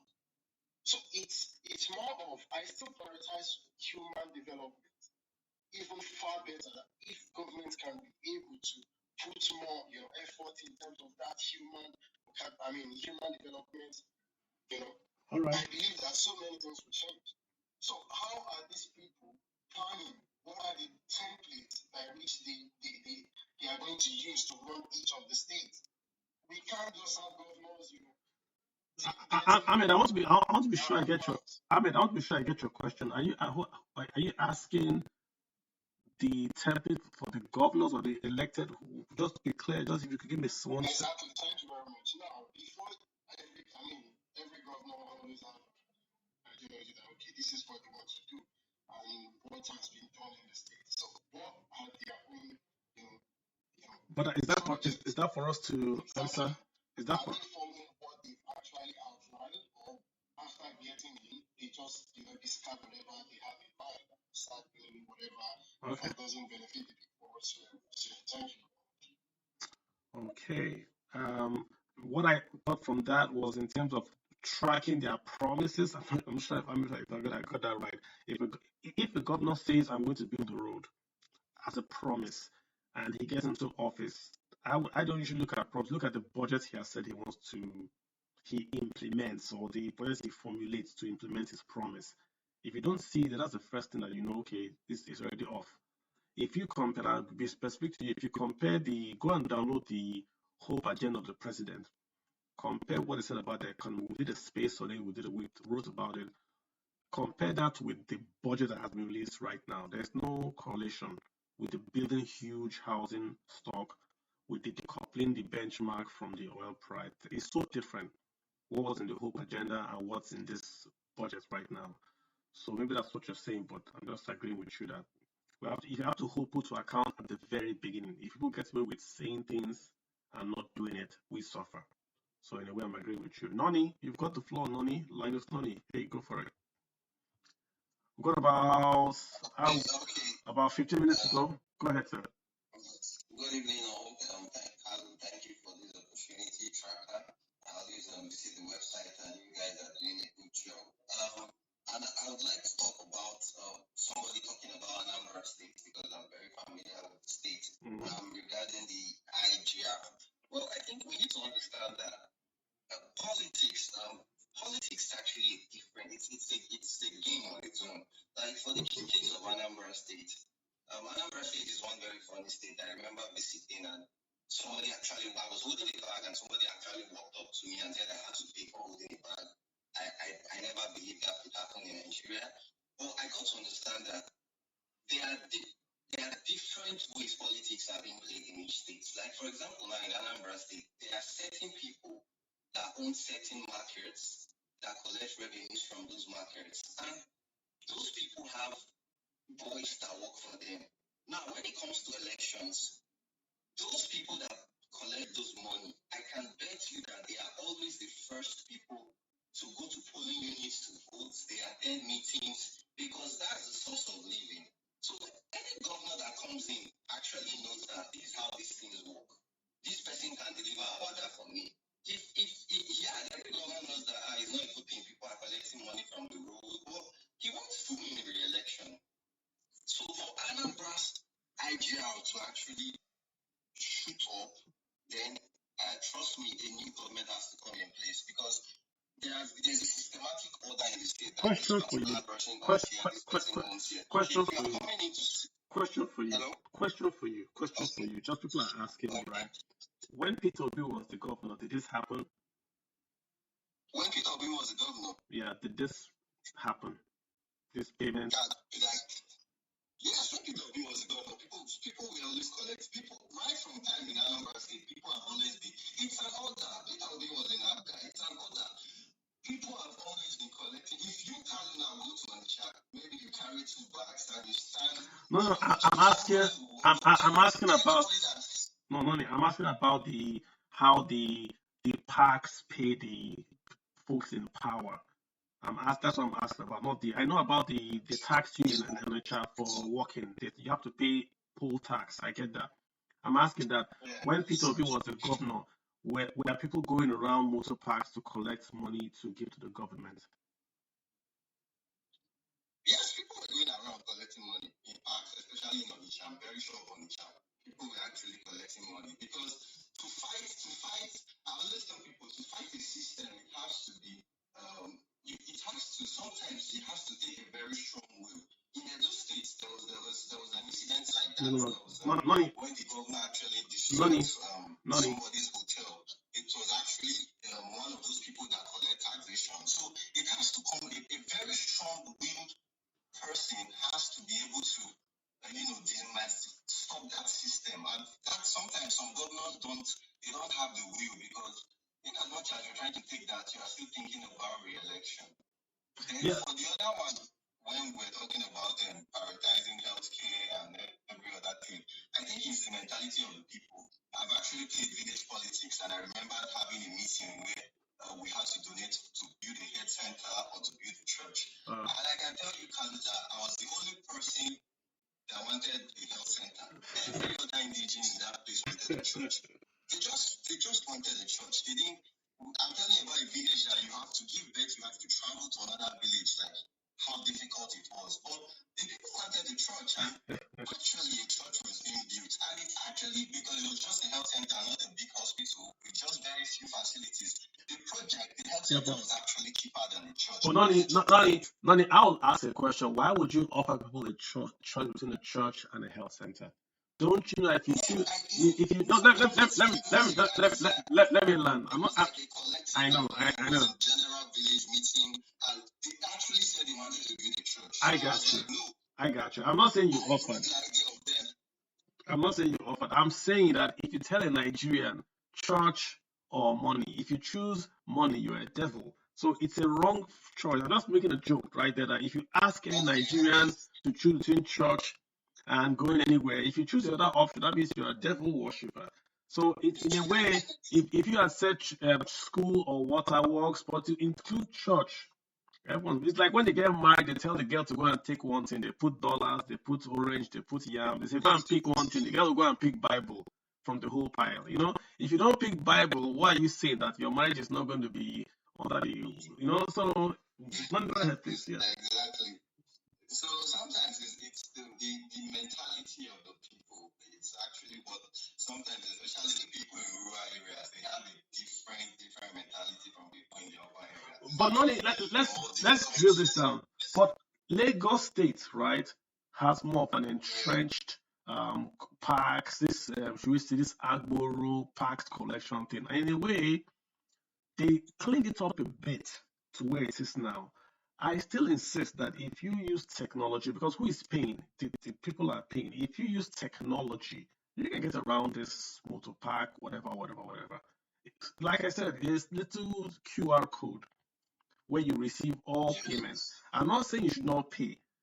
You can actually tell the person that you can pay, but you can get 10% or 20% of whatever is collected. You can do that. But the point is that we all know that 90% is gone, not even 10%. So that's my point. Agree with the collector. Okay, if you collect 1 million, we'll give you 10% or 20%. That's enough for you. But to say Yobe State is making more IGR than Anambra State, on the face of it, is a joke, and we all know it. So that's it's for Anambra to fix that. It all boils down to the governor. Because like in Edo State, the IGR, you have a specific set of people that will issue you your ticket. Okay. You have another set of people that will like be monitoring you. So it's working effectively. So I think it's just the governor's will to be able to, for an IGR to go up, it's the governor's will to take it higher. If there's no will, there's no will. And tech. Using tech. I mean, we have tech, so use tech. Perfect. Thanks so much, guys. Thanks. We're almost running up. I've got Think Right. Your hand is up, so go ahead. We've got about. Go ahead, Think Right, and now we'll run on the floor for the. Think Right is on the floor. Go ahead. Your audio is very low, sir. Think Right. Fix that. Let me get Ugo. Ugo, go ahead. Oh, okay, thank you. Yeah, thank you very much. It's my first time on this space. I'm really happy to be here. I'm always happy to talk about the country I come from. First of all, I would like to just make a few comments and then ask a few questions, but I'll be very brief. First of all, is the role of insurance in the Nigerian economy. Would it make sense at this point, seeing how businesses are collapsing and closing, to actually look at recapitalizing the insurance industry to see how we can mitigate some of the challenges that businesses are facing, and of course to free up capital for other things. That's one. Secondly, I'm also looking at the possibility of accountability. That is not within our power, but I think, well, to a large extent, if we can get more Nigerians to get involved with, I wouldn't say politics, although you cannot separate politics from the economy. That's why it was political economy before now. The truth is, if we don't get the politics right, it will be very, very difficult to get the economy. And how do we get the politics right? The way things have gone in Nigeria now, we cannot abandon the country. We just have to keep doing our best. And how do we do our best? I think we should create a mechanism to let the political class know that they have to be accountable to the people. They have to make sure that the public office is held for public good. Okay, I don't know when last politicians sat together to talk about the average Nigerian. I don't know when last they sat together to ask themselves, how do we pull people out of poverty? And when I say that, I mean genuinely, because most Nigerians are actually worried about how not to get killed or how not to eat, and or how to put food on the table, than they are about more important things like health and education and the other things. So how do we begin to improve the quality of life and then create new realities for our people? That is what politicians do in responsible countries. So to be honest with you, Ugo, to be honest with you, Ugo, right? I think politicians everywhere are the same. I've never seen a political system. In America they collect bribes. The politicians in America collect bribes. Politicians collect bribes. They get into office, quote unquote, average guys. They leave multi-millionaires. But the difference, I think, again, is the institutionality of how America works. How, if you are caught with dollars in your agbada on video, you are done for. That's the difference there and here. You can collect lobbying. You can take lobbying, which that's the way they call their own bribes. They call it lobbying, right? But if you are caught with dollars in your fridge, you are done. Here you can be seen. They said if you show us a video of people taking money from the CBN, we'll see vote for them. Who said it? President didn't say it. It was the voters that said it. If you show us a video of the guy taking dollars from and the guy true went to CBN and took 23 trillion, Abi, because you guys told me that. So I don't think the difference is if you do stuff there, you are done for. Here, you are not done for. So if I was a politician, why wouldn't I print 23 trillion? If I'm the president tomorrow, I will print 100 trillion and start to spend. You guys can be crying. I will spend it in this, then arrest me that I didn't build the road, but I'll build the roads and the rest. So this is the thing about Nigeria. We want to copy, but we don't have any institutions. Today, I'm a bit afraid today in Nigeria. Is the day we arrest someone that has mouth. Then the guy will say, oh, but this person did this now. What happened to him? Oh, that person did this now. What happened to him? Then we'll start to say, oh, that was because of. I want to see what will happen. How we will unravel most of these things we have said are okay in the country. Where, the impunity is a disincentive. It's a disincentive. If you want to invest in a country where contracts are not, should we say, adhered to, where the political class can do and undo, it's a big, big, big risk for you, where you can invest money and tomorrow the government can create a new law, not even a new law, just close down the business by fiat. Why would you invest? And this is the point you're making on the second part, So is there insurance against government? The insurance, when it's government insurance, I insure your business that if government passes a new policy, we will pay you back. That's a very, very good insurance policy to insure your business against government's policy. But apart from that, Nigerians don't buy insurance. We have life insurance, we have auto insurance. Nigerians buy auto because they were arrested by police. They don't buy life insurance. They prefer to pray and hope that they will not die. We are all going to die, but nobody buys life insurance. It's so simple. You're going to die at a certain age. Buy life insurance when you're younger. Once you buy life insurance, you instantly have that asset. Insurance is the only product that you can pay in Naira and get $1 million. Guaranteed. Guaranteed. But no one does it. Because if you buy life insurance, that means you are praying that you will die. And we don't pray that. We will live in Jesus' name. And we laugh, but that's how we look at it. Don't write a will. Don't do estate planning because you are inviting a demon of death to your house by writing that will. So let us hold it. So we have to change a bit of the mind. It's not to hold the government accountable, but the individual Nigerian has got to be a bit more We have to demand more and our own selves, change our own selves. It's not enough to say government did this, government did that. Our own selves, what are we doing about ourselves? We are the ones that said, take the money from the CBN, we'll still vote for you. And they take the money from the CBN. So let's just get the last person in here. Just 1 second. I'll just make one point. Just 1 point. The FX issue. This FX issue. I think we should hold this space more. This is my first time. I don't know if they're ready. We hold the spaces. We hold the spaces every Sunday, 7 p.m. West African time. All things being equal. Next week we're going to do FX. We're going to do investment. We're going to do exports. All things being equal. Let me get the last thing. I want to release the Tracka folks to go and just give it. So the last thing we're going to be Agbo. What's it? Agbo 2. Go ahead, Agbo 2. My name is Agbo. Sorry. When I was in school, we did an excursion to one country, small country called Bhutan, and they measured gross domestic happiness, not all these IGR things. And it was so fascinating as a finance team to see how when we start thinking about gross domestic happiness, the country financially develops better. So I'm from Delta State, so I was looking at that IGR thing, and I was saying, oh, well, look at Delta State. They didn't they didn't do bad.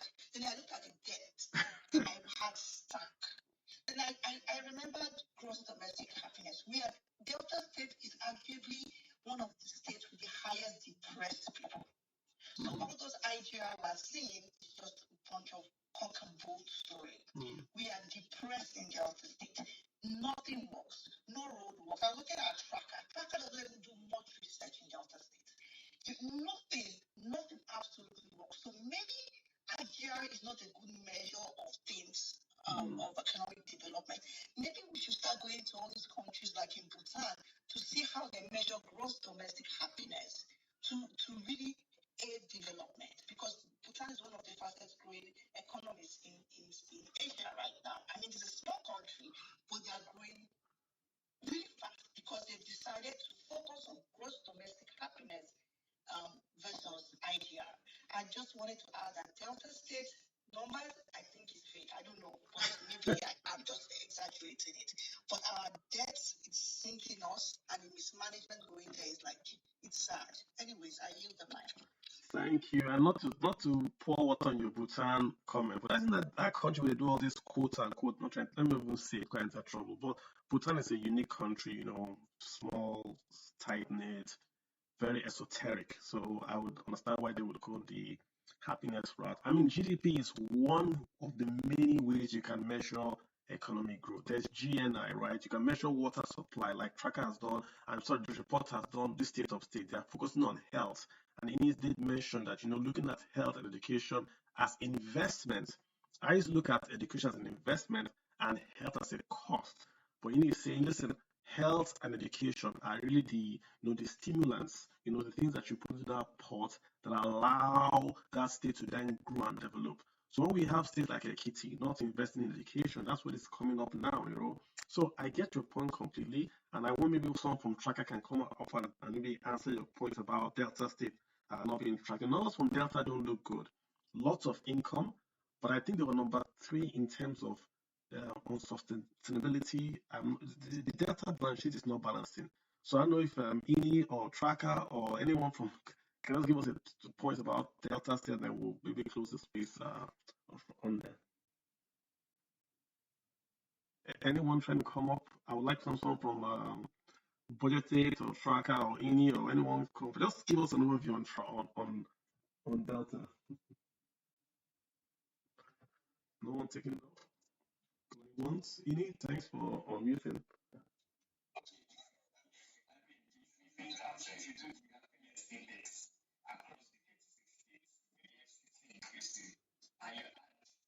The Nigerians in diaspora, it will probably be the same across board. I mean, the economy is biting hard on both the haves and have-nots. That is true.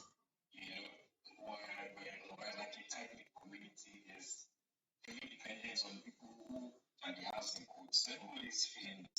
But like you said, there are several measures to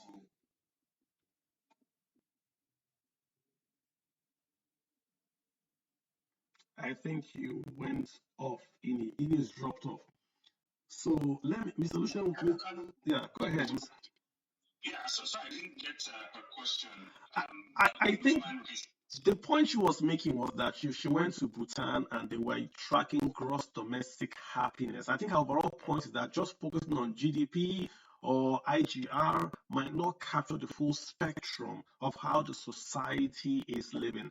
I could have a very, very high GDP and be unhappy. Then she went specific that in Delta State, Delta folks are unhappy. They have a lot of revenue. IGR is high, but debt is high. She said Tracka is not really tracking Delta State. Those are her comments around that. Yeah. I've got Mr. Sean back. I've got you. If you want to take it up, please go ahead. Okay. Yeah. I mean, the issue is that, of course, there are several ways. I personally try to emphasize gross national income as a much better measure of economic What's the difference? What's the difference? Tell us the difference so we can follow. Okay, so gross national income measures how much people earn, on average. How much is earned by, all the number of workers, labor output in a particular country, as opposed to gross domestic product that looks at. So these are very simplified definitions. As opposed to GDP that looks at how much has been produced and how much is worth. Gotcha. So I get, her issue with always looking at GDP, and to a very large extent, a lot of scholarship has been trying to move away from GDP. One of the reasons being that growth has been said to have a limit. Yeah. That's for a technical conversation another day. So the idea is for citizens to really define what they want, and this is what federalism was meant to answer. Someone mentioned this earlier, that what we practice in Nigeria is speaking about federalism. But if you think about it, if you look back at our history, you see that all the states in Nigeria were creations of military governments. They were not creations of civilian government. So for me, that's kind of interesting to say that would Nigeria be Nigeria today if we did not have, a military government that could create states by fiat? If we had to go through a constitutional process of creating states, this is not talk of like the Midwestern region decoupling itself from the Southwest, but the states as we know them today. So citizens need to be able to define for themselves what they want, what is their future, what is their destiny, and it's meant to be articulated through political parties. Political parties are meant to be aggregations of interests that taken a step further and vie for office, and act through appointments and what have you. So, in a nutshell, I guess I'm saying that how do Deltans see themselves? Where do they see themselves being in the next few years? And what type of politics, or how can politics answer that question? I think that's where the conversation needs to start from, whether it be through political parties, whether it be through campaigns, whether it be through advocacy. The issue is actually about aggregating interest and then going forward in that direction. I don't know if that answers the question. It's just a conversation starts for me.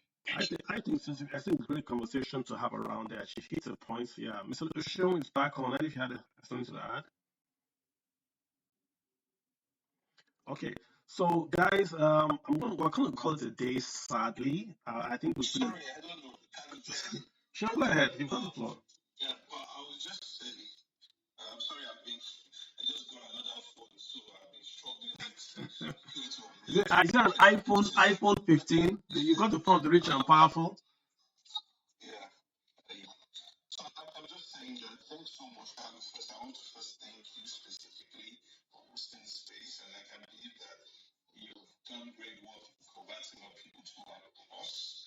Our interest is simply that public resources should work for the people and it should improve the quality of life. That's just all our mission, and people should take the information and research and to government accountable. I always envision that, we have like it has like 250 to 60,000 followers. I wish that more people can hear our message, follow the information we give, because that's only the way. I don't know we can build a working country. We know we have issues with elections, we know we have issues with legitimacy, but the only way is that whatever we have right now, we have to make it work for us, because you can see that someone who is not held accountable, we have seen currently what that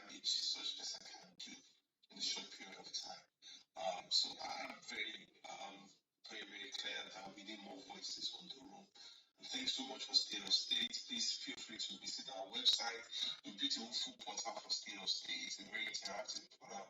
You can visit it and so that you can learn more. We also all the links are shared in this space. Please follow the handles, CBI, BudgIT, Tracka, and also the links for you to get more information.